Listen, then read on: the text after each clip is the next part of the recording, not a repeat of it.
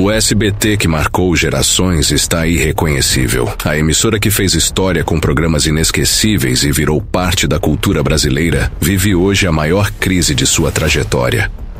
Audiência despencando, acervo perdido e uma incerteza que paira sobre seu futuro. Será que a morte de Silvio Santos foi o ponto final definitivo? Imagine acordar e perceber que a emissora que acompanhou sua infância simplesmente perdeu espaço para o streaming e para canais menores. Isso é o que está acontecendo com o SBT. Uma empresa que já foi gigante agora luta para não desaparecer. E a pergunta é inevitável. Como uma potência da televisão brasileira chegou a esse ponto crítico? A resposta é mais complexa e mais chocante do que parece. Durante décadas, o SBT foi sinônimo de entretenimento popular no Brasil. Criado em 1981 por Silvio Santos, a emissora rapidamente se tornou uma das principais concorrentes da Globo, conquistando o público com programas icônicos como Chaves, Programa Silvio Santos, Domingo Legal e novelas mexicanas que marcaram época. Sua fórmula era simples e eficiente: falar a língua do povo, trazer humor, emoção e leveza para o dia a dia do brasileiro. Mas esse cenário começou a mudar silenciosamente. A partir dos anos 2010, o consumo de TV aberta começou a cair com o avanço da internet e, principalmente, com o crescimento do streaming. Plataformas como YouTube e Netflix passaram a disputar a atenção do público, especialmente os mais jovens. O que antes era hábito, ligar a TV e assistir ao que estava passando, virou escolha: assistir quando e onde quiser. Para o SBT, esse impacto foi devastador. A emissora dependia fortemente de formatos clássicos, muitos deles presos a uma estética dos anos 90 e 2000. Enquanto concorrentes como Globo e Record investiam em novos formatos e realities de alto orçamento, o SBT mantinha reprises e quadros antigos. A falta de investimento em inovação começou a afastar anunciantes e o público.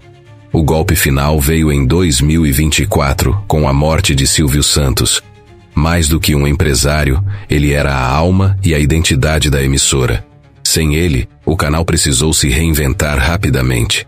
Mas sem a figura carismática que sempre guiou as decisões, o SBT passou a enfrentar um dilema: continuar apostando na fórmula tradicional ou arriscar uma transformação completa, algo que o público não sabia se aceitaria. Para entender a crise atual, é preciso revisitar a história do SBT. Fundado oficialmente em 19 de agosto de 1981, o Sistema Brasileiro de Televisão nasceu do sonho de Silvio Santos em ter sua própria emissora. Desde o início, o canal apostou em uma programação popular, com humor, auditórios, novelas mexicanas e programas infantis que rapidamente se tornaram sucesso. Nos anos 90, o SBT viveu seu auge. Disputava diretamente com a Globo pela audiência e criou marcos na televisão brasileira. Quem não se lembra de programas como Show do Milhão, Casa dos Artistas e Domingo Legal, que chegaram a bater recordes históricos de Ibope? Além disso, a emissora construiu um acervo rico, que se tornou parte da memória afetiva de milhões de brasileiros. Com o passar do tempo, o cenário começou a mudar. A partir dos anos 2000, a concorrência ficou mais acirrada. A Record investiu pesado em novelas e jornalismo. A Band apostou no esporte e no humor. Enquanto isso, o SBT manteve sua fórmula tradicional, que funcionava bem com o público fiel, mas tinha dificuldade para atrair novos telespectadores. A década de 2010 trouxe um desafio ainda maior: o avanço da internet e das plataformas de streaming. O público migrou para conteúdos sob demanda e a televisão aberta perdeu relevância. O SBT, que sempre foi reconhecido por falar com a massa, não encontrou rapidamente um caminho para se adaptar. Mesmo assim, resistiu, apostando em reprises e na força do carisma de Silvio Santos para manter a audiência. Com a morte de Silvio em 2024, a emissora entrou numa nova fase. A gestão passou para sua filha, Daniela Beirute, que tenta equilibrar tradição e inovação. Mas a dúvida permanece: Será que o legado do pai é suficiente para manter a emissora viva num mercado cada vez mais competitivo e digital? A morte de Silvio Santos em agosto de 2024 foi um choque para o país. Aos 93 anos, ele já havia se afastado da TV por questões de saúde, mas sua presença simbólica ainda era o que sustentava a identidade do SBT. Quando a notícia foi confirmada, as homenagens vieram de todos os lados. Mas, nos bastidores, uma realidade dura se impôs. O canal precisaria se reinventar sem seu maior pilar. Sem Silvio, o SBT perdeu mais do que um apresentador. Perdeu a figura central que tomava todas as grandes decisões, que conhecia o público como ninguém e que transformava ideias simples em fenômenos de audiência. Daniela Beirute assumiu a presidência, mas encontrou um cenário delicado: audiência em queda, receitas publicitárias diminuindo e uma programação vista como desatualizada. Dados recentes mostram a gravidade da situação. Em 2024, a audiência média do SBT caiu para cerca de 2,4 pontos, uma das piores da história da emissora. Programas que antes eram líderes perderam força, e até os domingos, tradicionalmente dominados pela emissora, viram a concorrência encostar. Para tentar reagir, a nova gestão apostou em resgatar formatos clássicos.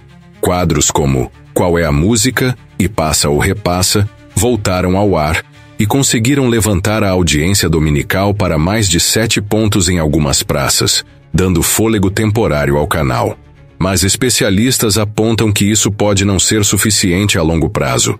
Sem inovação real, o risco é repetir o ciclo de altos e baixos. Esse momento se tornou o ponto de virada. O SBT precisa decidir se continuará apostando na nostalgia ou se dará um passo ousado para conquistar as novas gerações. E essa decisão pode definir se a emissora sobreviverá ou se seguirá o mesmo destino de outras gigantes da TV brasileira que desapareceram com o tempo. Nos corredores da mídia, começaram a surgir questionamentos. Será que a queda do SBT foi apenas resultado da morte de Silvio e da mudança no consumo de mídia? Ou existiam forças maiores envolvidas? Alguns analistas sugerem que houve uma falta de planejamento sucessório dentro da emissora, algo que deixou o canal vulnerável no momento mais delicado de sua história. Outros apontam para a própria transformação do mercado publicitário. Nos últimos anos, as marcas migraram seus investimentos para o digital, onde conseguem medir resultados com precisão. Sem essa receita robusta, a emissora teve que reduzir custos, o que afetou diretamente a qualidade da programação e acelerou o ciclo de queda. Há também quem acredite que o SBT demorou para perceber o poder das plataformas digitais.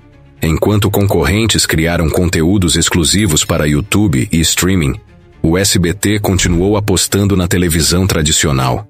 Essa resistência em se modernizar pode ter sido o fator decisivo que levou à situação atual. Por trás dessas teorias, uma pergunta persiste: será que a emissora ainda pode se recuperar? Ou o destino do SBT já estava selado desde o momento em que Silvio Santos deixou o palco pela última vez? O SBT vive hoje uma encruzilhada histórica. De um lado, o peso de um legado inquestionável, construído ao longo de mais de 40 anos e eternizado na memória do público. Do outro, a necessidade urgente de se reinventar para sobreviver num cenário dominado pelo streaming e pelas redes sociais. A emissora já mostrou que é capaz de reagir. O retorno de quadros clássicos trouxe um alívio temporário. Mas a pergunta que fica é: será que isso é suficiente para enfrentar o futuro? O público mudou, o consumo mudou e a competição nunca foi tão acirrada.